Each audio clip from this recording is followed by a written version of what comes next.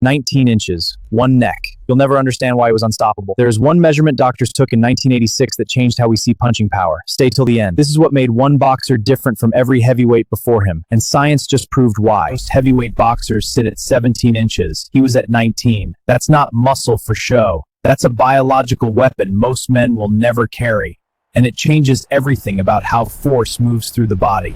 A thick neck as an intimidation. It's a shock absorber. Without it, every punch you take sends full force straight into your brain. With it, that force gets redirected, completely.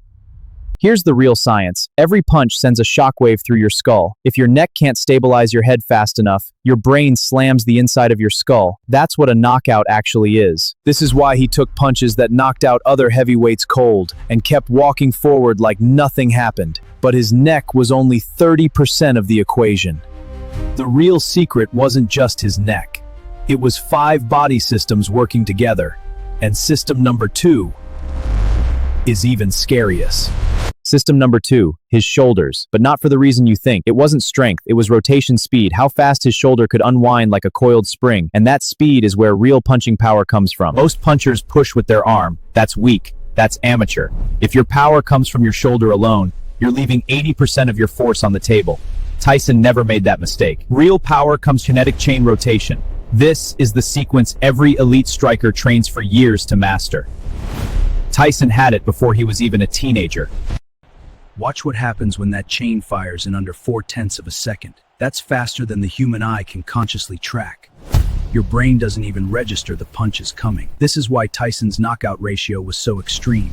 Over 80% by knockout. Most heavyweight champions sit closer to 50. But speed and rotation still aren't the full picture. System number 3 is the one nobody talks about. It's not in his arms, it's not in his legs. It's the one system that made him nearly impossible to hit clean.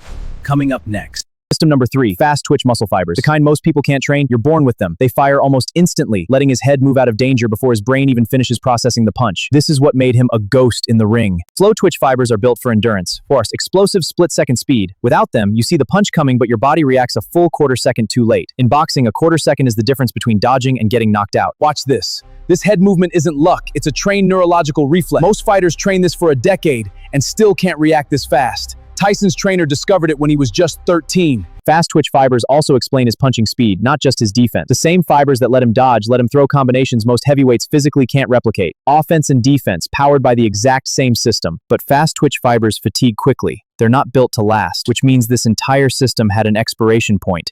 Every single fight. So what kept him explosive, round after round? System number 4 solves that exact problem. It's the system that let him stay explosive from the first bell to the last, even when his fibers were spent. You're about to see why he never slowed down. System 4, his conditioning. Most fighters gas out by round 6. Tyson trained his body to burn energy differently, at a cellular level. This is the system nobody sees on camera. Lactate builds up in muscles during intense effort, causing that burning fatigue feeling. Most boxers hit that wall by round 4, and their power drops instantly. Tyson pushed his threshold years beyond normal limits. This is why his combinations stayed just as fast in round 10 as round 1. No visible drop-off, no hesitation, just relentless output. That's not talent alone, that's engineered endurance. His training included brutal road work, 5 miles, every single morning, before sunrise. That built a slow twitch base most heavyweights never bother developing. Power alone doesn't win fights. Power that never fades does. But conditioning alone doesn't explain his accuracy under pressure. Even exhausted fighters miss when they're tired.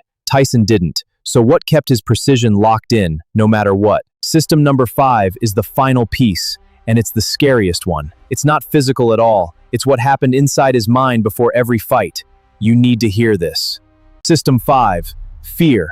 Not his fear, his opponent's. Tyson studied how to make grown men afraid before the bell even rang. And fear changes how your body actually performs. Fear floods the body with cortisol, tightening muscles and slowing reaction time. Opponents froze before the first punch even landed. A tense muscle is a slow muscle, and slow muscles get knocked out. Watch his pre-fight interviews, deliberately unsettling, calculated, terrifying. That wasn't rage, that was psychological strategy, rehearsed for years. He was beating opponents before they even stepped in the ring. Confidence does the opposite of fear. It lowers cortisol, sharpens focus, speeds reactions. Tyson trained his mindset the same way he trained his fists, daily, deliberately. That mental edge is invisible, but it decides fights. Combine all 5 systems, neck, shoulders, fast twitch fibers, conditioning, mindset, remove even one, and the entire structure collapses. This is what made him statistically impossible to replicate. 5 systems, 1 fighter, But here's the question that matters most. Comment below, which system surprised you the most? Subscribe now because next we break down the punch itself, frame by frame. Let's break down the actual punch, frame by frame,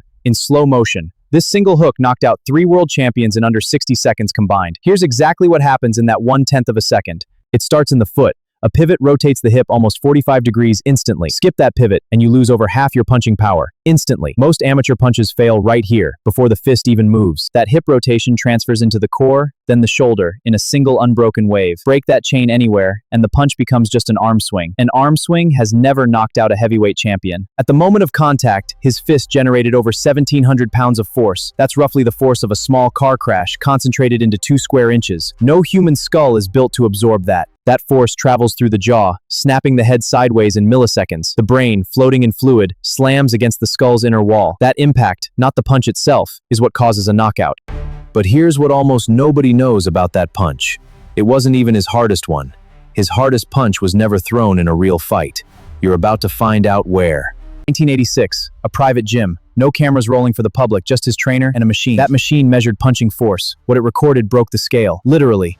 The equipment had to be rebuilt afterward. For reference, the average trained boxer punches at around 700 pounds of force. Elite heavyweights top out near 1,000. Tyson exceeded that by nearly double. That's not a small gap. That's a different category entirely. His trainer measured this specifically to prove a theory, that technique beats raw size. Tyson stood 5'10", shorter than nearly every heavyweight he faced. Every system we covered existed to compensate for that single disadvantage. A shorter frame means a shorter punching radius. The fist reaches the target faster. Less distance to travel means less time for an opponent to react. His height wasn't a weakness the whole time. It was hidden leverage. Every opponent who underestimated his height paid for it within the first round. 26 of his first 28 professional wins ended in the first round, but one fight broke this entire formula completely. That fight is the one everyone remembers, but almost nobody understands why it happened. It wasn't bad luck. It was the exact opposite of everything we just covered.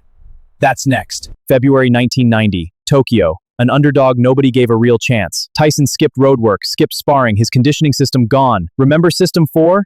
It wasn't there that night. Without conditioning, lactate built up early. His legs grew heavy by round 3. Heavy legs means slower head movement. Slower head movement means visible targets. System 3, his reflexes, started failing right along with it. Round 8. An uppercut nobody trained him to see anymore. He went down, the world's most feared fighter, counted out, on the canvas. Every system we studied, broken, in real time, on camera. This wasn't bad luck. This was proof. The science works both ways. Every system that builds a dominant fighter can just as easily break one. Discipline isn't optional. It's the entire equation. This is the real lesson combat science teaches. Genetics load the gun, but training, discipline, and mindset are what actually pull the trigger. Every system you just learned, you can train too. Not to his level, but you can start systems. One historic failure, one legendary rise. That's the complete science. But we're not done yet. There's one final question worth answering. Stick around for the last 10 seconds. So could your body handle just one of his 5 systems? Comment your answer below, because next week's fighter breakdown might change how you train forever.